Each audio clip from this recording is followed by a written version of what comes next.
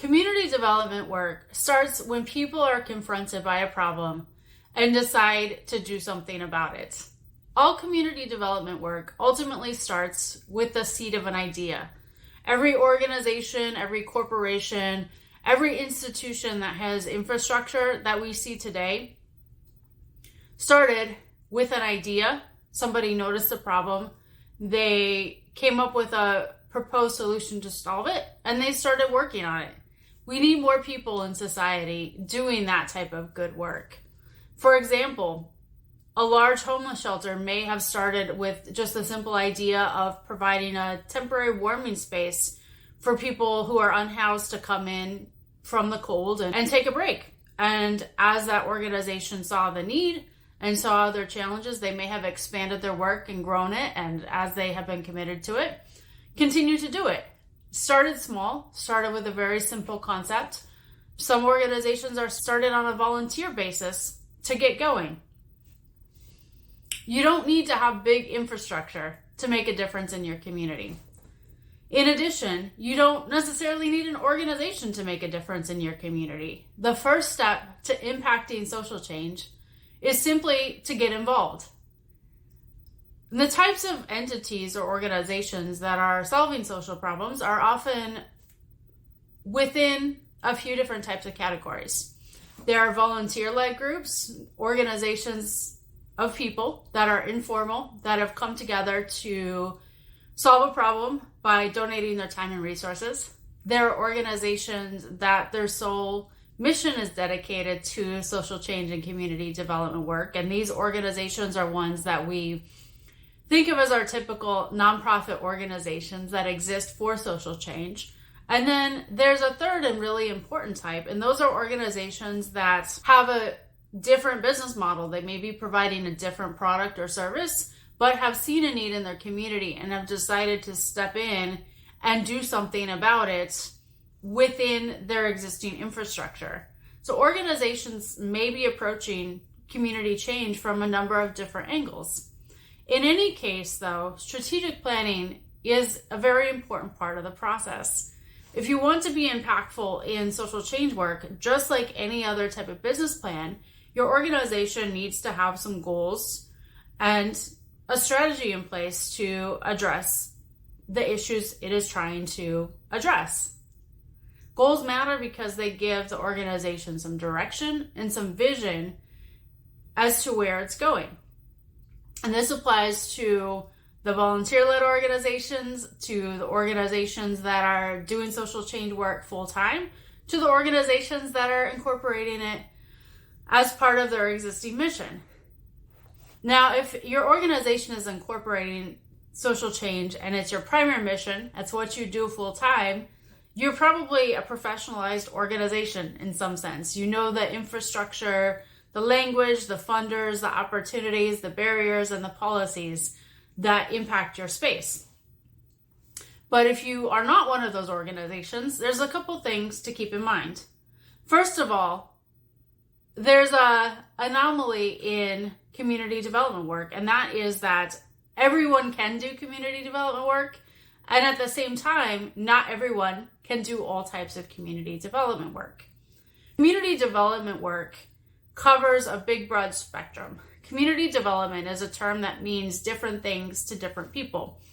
It can look like, in a practical sense, providing shelter to unhoused people. It can look like financial literacy education. It can look like digital equity strategy. It can look like affordable housing development. It can look like bringing small businesses into the community and working to retain them. So community development does mean different things to different people. When I say everyone can do community development work, that means everybody can impact social change and everybody should get involved in issues in the community that they care about. There's no organization that should gatekeep new organizations from coming in. Being careful that you aren't replicating or providing unnecessary competition to work that's already happening in your community.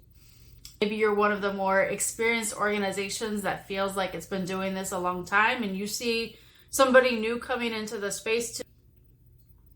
They're trying to make an impact in the community. They may see the issue differently than you, But as people engage with issues and engage with people impacted by different issues in the community, oftentimes they learn from that experience. They realize there are challenges and barriers that they weren't aware of, but they grow in that experience. And having people who are aware and concerned about an issue with a realistic perspective around it only benefits creating positive solutions for the community. On the other hand, there are some more specialized types of community development work in which organizations should be careful that they fully understand before engaging if they're newer to the space. For example, if your organization wants to build a new affordable housing project and you're getting into affordable housing work, there is some specialized expertise that's necessary. To do affordable housing, you need to have some knowledge of construction, you need to have some knowledge of compliance, permitting, and finance, among other things. So having the right experience and the right team in place for certain types of community development work is important. The one key takeaway from this video that you should acknowledge is that good community development strategy centers on people and relationships.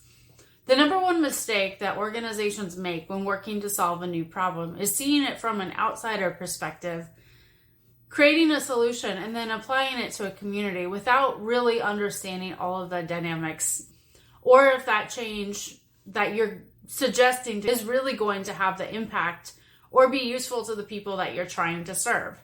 Good community development strategy starts with hearing and having relationships with impacted people. Here are some questions to consider if you need to do a little bit more research before building your strategy. The first is, what do I know about this issue? And not just from one angle, but what are some of the contrasting perspectives on this issue? What are some of the things that people don't agree with your position or are approaching it differently are saying about the situation? Just because you don't agree doesn't mean the other side's position doesn't have merit, and learning about some of those challenges can make you more informed and more educated when you propose a new solution. A second question to ask is, what is the origin of our solution? Did it come from people who, as outsiders, see a problem and decide they know how to solve it? Or did it come from the community of people impacted?